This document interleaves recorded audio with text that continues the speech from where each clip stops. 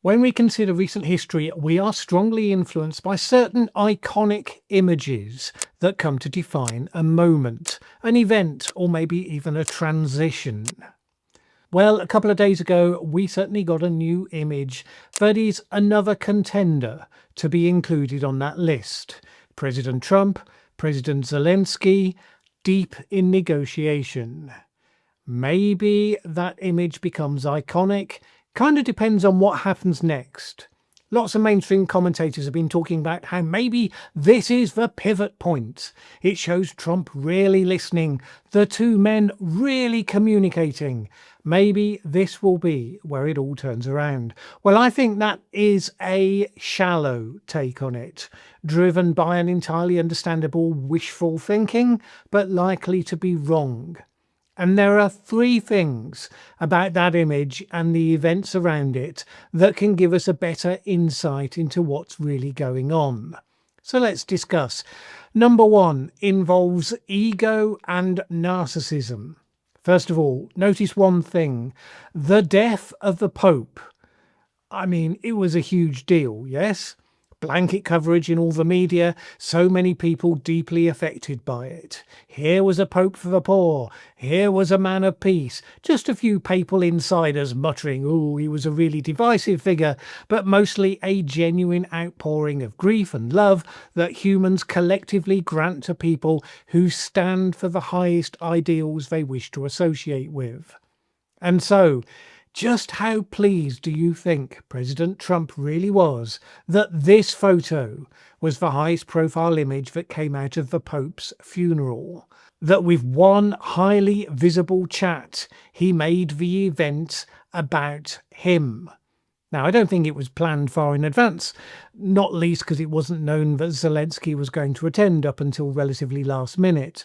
But Trump has an instinct for such things. Don't forget what Trump said at the end of the meltdown in the White House. This will have made great television, he said. He is always the performer.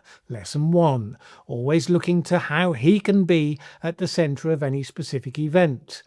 Did he decide to use his presidency to quietly go to various individual countries and say, let's cut a trade deal? No, of course not. He held an event with him, announcing to the world that he was hitting them all with a major tariff blow, something that would devastate their economies, so they were then all coming to him to pay court to him and try to negotiate their way out of a position that he had put them in.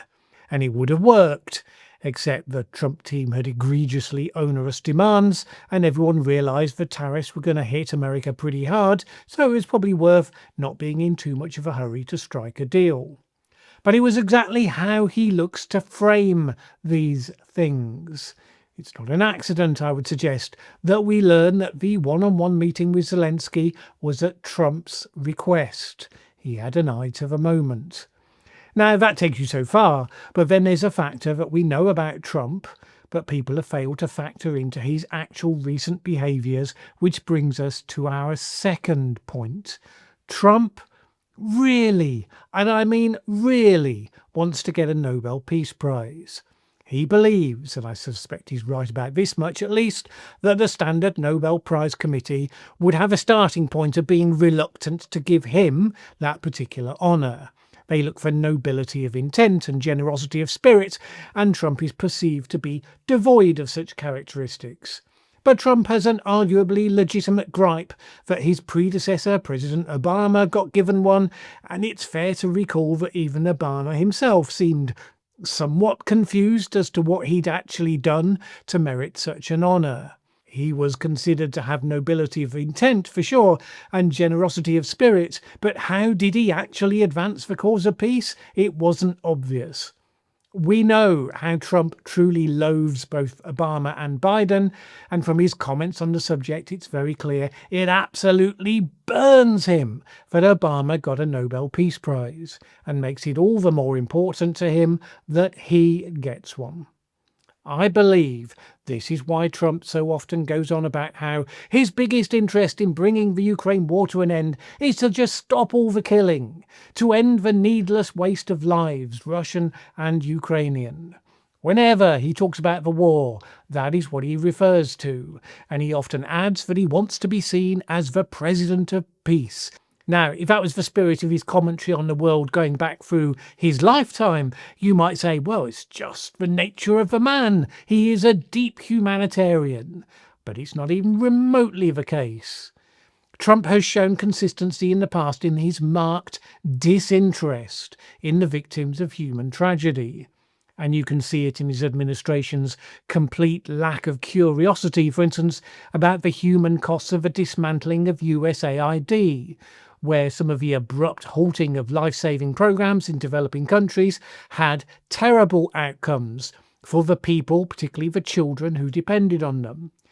Now, look, that's not to say America has to run those programs, but to abruptly cut them off after people have become dependent on them, rather than organise a managed retreat, does not tell of care for the impact on people. It's an approach almost calculated, indeed, to maximise human suffering. But in rebranding himself as the peace president, in cloaking his support for Russia in the guise of really just caring deeply about all the soldiers dying, he is making it more likely he can overcome the reluctance to give him that prize. And look, this branding has been going on for some time. Various key Trump supporters getting that phrase out there and familiarized. Donald Trump, the peace president. President is the peace president. Now, it's slightly inconvenient that he also says he won't rule out using force to take control of Greenland. Not traditionally what you would associate with a peace president. Sure, if you're going to split hairs. And the using of economic force to try to annex Canada, technically not violent, but arguably not exactly peaceful. Nevertheless, if Trump could be seen to be the agent that stops the fighting in Ukraine, then he feels that that ought to be enough to get that prize. He's floated other reasons why he might get it. The Abraham Accords in his first term, maybe Gaza if by some miracle that fell into a different pattern to the tragic one it's stuck in right now. But he probably knows that Ukraine is his best bet. What he doesn't get is how it's not enough to just stop the fighting. That if he basically forces a surrender on Ukraine with an unequal deal, that probably won't be given the credit that he thinks it should with the Nobel Prize Committee. But what about this interpretation that this meeting was a pivotal turning point? After all, Trump went straight from there to posting on his social media platform that he'd started wondering if Vladimir might be stringing him along. That's what excited all the chatter, obviously. Because many people, including the Ukrainians to be fair, have been hoping fervently that if they can show Trump that Putin doesn't want peace, if they can persuade him that Russia actually, started the war, then the Americans will swing on side at last, thus fulfilling the famous opinion attributed to Churchill that Americans can always be trusted to do the right thing once all the other possibilities have been exhausted. But this ignores the dynamic since Trump took office. Trump buys into the Russian view of the world. Might makes right and the great powers can define their spheres of influence. Because of course he does. Canada, Greenland, Panama, those initiatives only make sense with that view of the world order. Certainly not the old rules-based order that America itself put in place after World War II. So on that worldview, Trump remains uninterested in the justice of the outcome, only in hastening the process to what he sees as being the inevitable conclusion. The powerful prevail. Russia will prevail. The strong do what they can. The weak do what they must. Russia is too strong to be bullied by the US, so Trump's supposed peace plan makes no demands of them, it only makes offers to them, whereas Ukraine is too weak to withstand the forces, certainly of the US and Russia combined, so it can be bullied into recognising the inevitable and accepting its place in the empire of another. It's written into his peace plan, right there for all to see. That worldview, that strategic perspective, which has been consistent in Trump's actions on Ukraine, and much else besides since he took office, will not be suddenly transformed because he had a 15-minute performative powwow with a man who, by all accounts, he personally hates and despises. But this brings us to the third thing we know about Trump, which is relevant here. One of the ways Trump makes himself a centre of attention is the way he strings out the will he, won't he type decisions, which is what he's doing here. So look, in the recent book about the 2024 election campaign, Fight, by Jonathan Allen and Amy Parnes, they described how Trump handled the decision over who to make his vice presidential pick. And it was exactly this, stringing out the decision, courting the three possible candidates, getting the advice on all the surrounding figures who had a view. So long as the decision was being postponed, Trump was the centre of attention. Would he go for Rubio? Would he go for Vance? And that's how he deals with those situations time after time, according to those who work with him. So you should expect that pattern of behaviour explains what's happening here. He's been obviously aligned with Putin, but now he's sowing the seeds of doubt. He scolded Putin for the attack against civilians a few days ago. Now he's wondering, has he been led on by him? It has everyone speculating. Will he now turn against Putin? Will he now embrace the cause of Ukraine? And that is the point. Because remember, the war is actually between Russia and Ukraine, but Trump is the focus of attention. The funeral of the Pope, Trump is the focus. The election in Canada, Trump is the focus.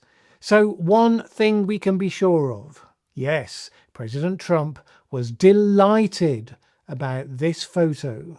He created the moment. He would have hoped it would serve his interests. He wasn't in control of the environment, so the fact that it created such an obviously iconic image was a huge win for him. Now, it'll only stick if the Ukraine war genuinely comes to an end because of his actions. So the meeting turned out to be, at least in the telling of the story, an important moment in history.